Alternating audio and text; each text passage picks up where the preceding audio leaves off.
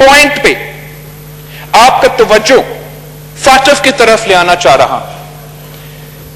पाकिस्तान को फाटफ पे अमल क्यों करने पे मजबूर है?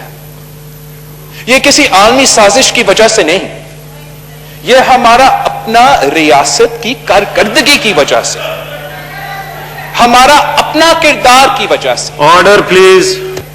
अगर हमारा, आप जितना मर्जी कानून साजी कर ले, आप जितना मर्जी कानून साजी फाटफ यूएन बाकी सबको खुश करने के लिए कर ले, जब तक आपके नाक के नीचे एहसान जैसे दहशतगर्द भाग सकते हैं, जब तक वजीर आजम पाकिस्तान ओसामा बिन लादेन जैसे दहशतगर्द को शहीद करार देगा, तब तक कोई आपका बात नहीं मानेगा। आप ग्रे लिस्ट पे रहेंगे, ब्लैक लिस्ट के रहेंगे और पाकिस्तान के अवाम का मसाइल का हल नहीं निकलेगा। जो हमारा रिस्पेक्टेबल मेंबर फ्रॉम नमताल ने कहा था कि हम खान साहब, जनाब जी जी बिलावल साहब, थैंक यू। जो हमारा वजीर खारजा ने कहा है कि ऑपोजिशन ने इमरान खान साहब को तालिबान खान कहा है, हमने इस बात पे नहीं कहा कि वो किसी जंग लड़ने को तैयार नहीं था। वो हर जंग में बुज़दिल रहा है, चाहे उसको दहशतगर्दों को इसके खिलाफ जंग लड़ना पड़ता है तो उनके खिलाफ बयान तक देने को तैयार नहीं। मकबूजा कश्मीर पे तारीखी हमला होता है और हमारा वजीर आजम का पहला रिएक्शन है जंग नहीं हो सकता। क्या मतलब जंग नहीं हो सकता? पाकिस्तान पीपल्स पार्टी तो एक पुरअमन जमात रहा है, एक पैसिफिस्ट जमात रहा है, लेकिन एक रेड लाइन होता है, एक रेड लाइन होता है और अगस्त 5 के बाद हमने नहीं, मोदी ने वो रेड लाइन क्रॉस किया है। पाकिस्तान को हर ऑप्शन को टेबल पे रखना चाहिए, मोदी के आंखों में आंखें दिखाना चाहिए। आप एक दिन नहीं कह सकते हो कि काश ये इलेक्शन जीत ले और दूसरे दिन कौन आपका बात मानेगा कि ये एक नया हिटलर है, ये नाजीइज्म चल रहा है। आपका कश्मीर पॉलिसी में एक कंसिस्टेंसी की जरूरत है। एक तरफ से हम लड़ रहे हैं, एक तरफ से हम कहते हैं बात करने को तैयार भी नहीं है। अफगानिस्तान और इंडिया के दरमियान आपने अभी अभी अभी कश्मीर डे पे, ये कश्मीर के एक दिन पे इनका ट्रेड को इजाजत नहीं दी। आपका मौकिफ की इनकंसिस्टेंसी क्यों है? यह मेरा एक जायज सवाल है जिसका एक सीरियस जवाब बनता है। जहां तक ये म्यूचुअल लीगल असिस्टेंस का बिल है, मैं इस हाउस के सामने और पाकिस्तान के अवाम के सामने कुछ बातें समझाना चाह रहा हूं। फातिफ ने क्या मांगा हमसे? फातिफ ने कहा कि एक स्टैंड अलोन बिल होना चाहिए म्यूचुअल लीगल असिस्टेंस के लिए, वो भी टेररिस्ट फाइनेंसिंग में मदद करने के लिए। हमने क्या किया? पाकिस्तान ने करने की कोशिश क्या किया? इस हाउस में इन्होंने जबरदस्ती ये कानून नेशनल असेंबली से पास करवाया, ना हमें डिबेट करने दिया, ना कमेटी का इनपुट करने दिया, क्या ना तजवीज देने दिया। उस बिल में जो ये बिल का ओरिजिनल फॉर्म था, हर पाकिस्तानी का इंसानी हकूक का तहफ़्फ़ुज़ नहीं था। जो फातिफ आपसे मांग भी नहीं रहे थे वो भी आप देने को तैयार थे। मैं मुस्लिम लीग नवाज के जो नुमाइंदे थे, अपने जमात का फारूक नाइक साहब, शहरी नमान साहिबा, नवीद कमर साहब और हुकूमत का आई डोंट नो एवरीबडी उनका डेलीगेशन में कौन था, लेकिन फारूक नसीम साहब, मैं उनका वाकई शुक्रगुजार हूं कि अपना ईद का छुट्टी छोड़ के इन्होंने दिन रात मेहनत की। हमारे जो अमेंडमेंट्स थे हुकूमत ने ज्यादातर एक्सेप्ट किए थे। वो अमेंडमेंट्स क्या थे जनाब स्पीकर? हुकूमत का ओरिजिनल बिल में अगर आपने किसी अक्यूज्ड को यहां से किसी और मुल्क को बेचना था तो एक वर्बल बात पे, वर्बल इंस्ट्रक्शन पे ये हुकूमत ये काम करने को तैयार था। ऑपोजिशन का तजवीज, ऑपोजिशन का अमेंडमेंट कि हमें एक अगर रिटन एग्रीमेंट हो तो फिर इस किस्म का काम में हम इंगेज कर सकते हैं। मैं समझता हूं ये पॉजिटिव एक कंट्रीब्यूशन है जिसने इस हमारे मुताबिक ब्लैक लॉ को एक थोड़ा इंसानी हकूक के तहफ़्फ़ुज़ का मौका दिया।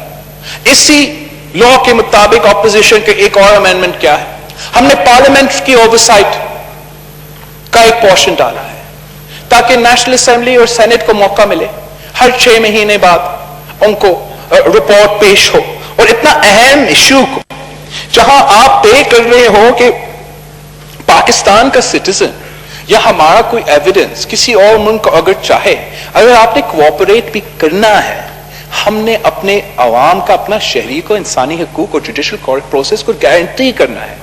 और वो इसलिए जनाब स्पीकर कि इस हुकूमत की अगर बदनीयती नहीं है तो हमने माजी में ये देखा है, हमने माजी में देखा है कि कैसे एक आमिर ने पाकिस्तान की शहरियों को बेचा है अमेरिका को, पैसा के लिए पाकिस्तान के अवाम को गुंटानामो बे और पता नहीं कहां लापता किया है।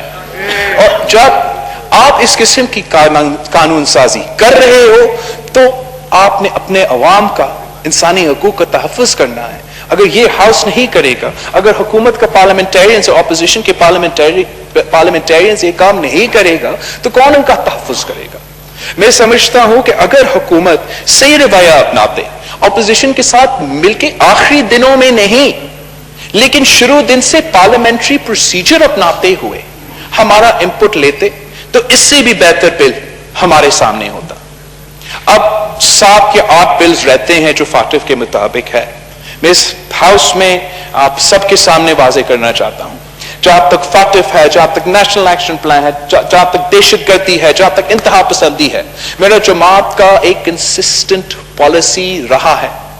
हम वही पॉलिसी को आगे लेके चल रहे हैं और इस पे अपना जो रिस्पॉन्सिबिलिटी है, अपना मुल्क के मसाइल हल करने के लिए वो करने को तैयार है, आज से तैयार है।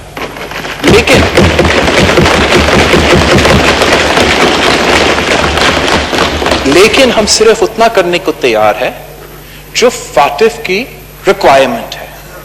हम फाटिफ के आड़ में या फाटिफ के नाम से इनको आमिराना ताकत देने को तैयार नहीं है। जैसे इन्होंने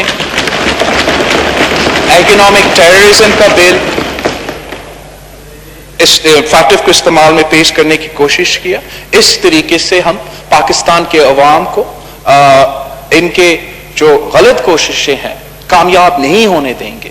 ये ना सिर्फ आपको ग्रे लिस्ट, ब्लैक लिस्ट और फाटिफ का मसला को कॉम्प्लिकेट करते हैं, मगर आपके लिए लीगल मसाइल खड़े कर देते हैं जो हमारे पाकिस्तान की अदालत में भी चैलेंज हो सकता है। जनाब स्पीकर, हमारा फॉरेन मिनिस्टर साहब ने, मैं हैरान हूं, शिमला की बात की है। आज इस नेशनल असेंबली में अगर शिमला अग्रीमेंट की क्रिटिसिज्म हो रहा है तो मेरा फर्ज है कि मैं इनको समझाऊं कि शिमला के नतीजा में क्या हुआ। किसने आपको पाकिस्तान की हारी हुई जमीन वापस दिलवाया? किसने आपको 90,000 जंगी कैदी वापस दिलवाए? शहीद जुल्फिकार अली भुट्टो। आप तो आज तक एक कैदी नहीं रवा सके।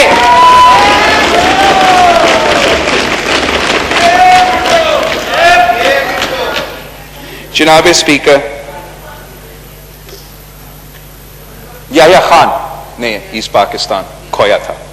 अगर किसी ने तारीख का please no cross talk, please no cross talk. जी बिलावल साहब। अगेन ये इनकंसिस्टेंसी का बात आ जाता है।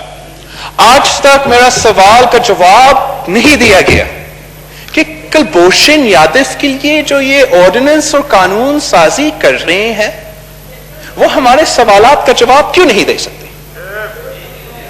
आप पाकिस्तान की कॉन्स्टिट्यूशन का खिलाफ वर्जी करते हुए एक ऑर्डिनेंस का टाइम फ्रेम होता है, चेयरमैन साहब आपको भी पता है सेनेट से, हमारे लिए भी वो, इस टाइम फ्रेम के दरमियान आपने एक काम करना है।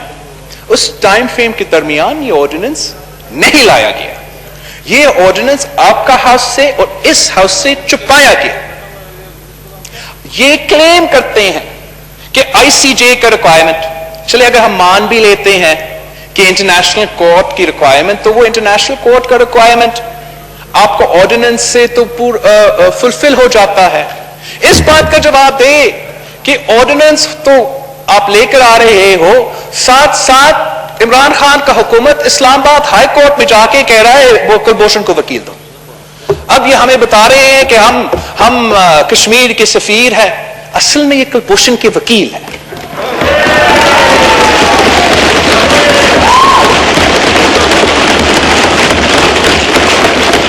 جناب اسپیکر، واقف ہو یا کشمیر ہو، دہشت گردی ہو یا کشمیر کے عوام کا آزادی کے باپ ہو، منافقت سے یہ مسئلے حل نہیں ہوں گے.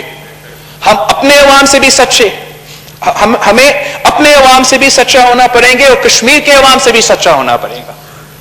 پاکستان پیپلز پارٹی کا یہ موقف ہے، پاکستان کا ان کا حکومت آنے سے پہلے یہ موقف تھا کہ ہمارا نعرہ کشمیر کا نعرہ رائے شماری، رائے شماری.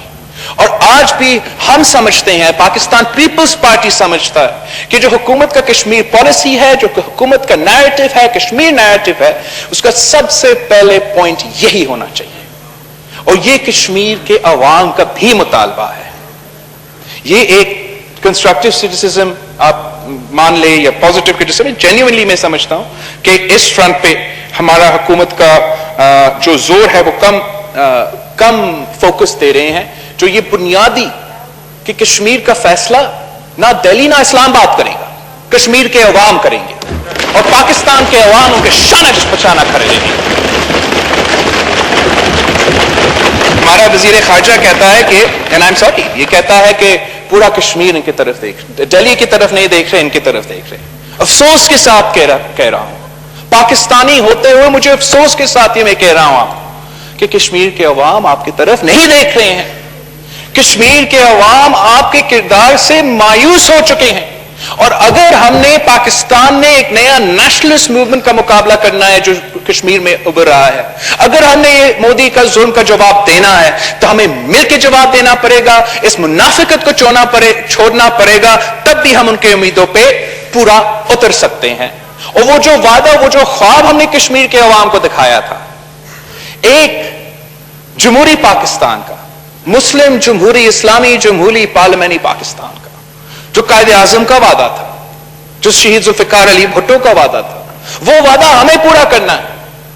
ہم چاہتے ہیں کہ کشمیر کے عوام یہ فیصلہ کرے، اپنا رائے شماری میں یہ فیصلہ کرے کہ وہ پاکستان کا حصہ بنیں گے. تو پھر ہم نے وہ پاکستان بنانا ہے، وہ پاکستان بنانا ہے جو ہم نے ان سے وعدہ کیا، جہاں ہر پاکستانی کا انسانی حقوق کا تحفظ ہو، جہاں ہر پاکستانی کا جمہوری حقوق کا تحفظ ہو، جہاں ہر پاکستانی کو معاشی سطح پہ برابری کے موقع ملے. افسوس کے ساتھ کہنا پڑ رہا ہے، چاہے آپ کا انسانی حقوق ہو، چاہے آپ کا جمہوری حقوق ہو، آپ ان کا تحفظ نہیں کر رہے ہیں. ہم نے کشمیر کے عوام کے ساتھ مل کے یہ لڑائی لڑنا ہے، اور جب تک ہم اپنا گھر کو سیدھا نہیں کرتے ہیں، چاہے وہ دہشت گردی ہو یا ہمارے جمہوری ایشوز ہو، ہمارا کیس کمزور ہوگا. ہم یہ کیس لڑتے ہیں، ہم بین الاقوامی دنیا میں جا کے یہ کیس لڑتے ہیں اور لڑتے رہیں گے. جناب کیس کو لڑنے کے لیے ہم چاہیں گے کہ پاکستان کی حکومت اپنا کردار ادا کرے. میں کیسے جواب دے دوں جب کشمیر کے عوام ہم سے سوال پوچھتے ہیں کہ آپ کا وزیر اعظم کہاں ہے؟ اتنا بڑا ہیومینیٹیرین کرائسس کووڈ سے پہلے کشمیر میں ٹوٹ پڑا. آپ نے نہ ہیومینیٹیرین کوریڈور کی بات کی، آپ نے نہ ان کے جو ہیلتھ سپلائز کی سہولیات ہے وہ پہنچانے کی کوشش کی. اب پھر گلوبل پینڈیمک آیا، یہ آپ کو گولڈن اپرچونٹی تھا. ریڈ کراس کو کہتے، ڈاکٹرز وداؤٹ بارڈرز کو کہتے کہ ہم ہیومینیٹیرین کوریڈور بناتے. آپ آ کے کشمیر کے عوام کا صحت اور زندگی تحفظ کریں. اس موقع کو بھی ہم نے کھو دیا. یونائٹڈ نیشنز کا ہمارا فارن منسٹر صاحب بار بار ذکر کرتا ہے، لیکن یونائٹڈ نیشنز میں جو آپ کا کارکردگی ہے، نہ پاکستان کے عوام نہ کشمیر کے عوام اس سے مطمئن ہے. ہم چاہتے ہیں کہ پاکستان کا جو کشمیر کا پالیسی ہو وہ کشمیر کے عوام بنائیں. اگر آپ نے ان سے پوچھا تک نہیں کہ آپ نے کشمیر کا وزیر اعظم، آزاد کشمیر کا وزیر اعظم سے پوچھا، یا ان کو بھی آپ نے بریفنگ دیا جیسے آپ نے ہمیں بریفنگ دیا، آپ نے اگر ان کا مشورہ لیا ہوتا تو پھر آپ کا وزیر اعظم کے سامنے I am sure he wouldn't have raised this objection کہ کہ his input wasn't taken. اور آپ از خود کشمیر کے عوام کے فیصلے نہیں لے سکتے ہیں جناب اسپیکر. آپ اپنا رویہ درست کریں ورنہ ہم زیادہ کھو جائیں گے. آپ کا جناب مراد سعید صاحب.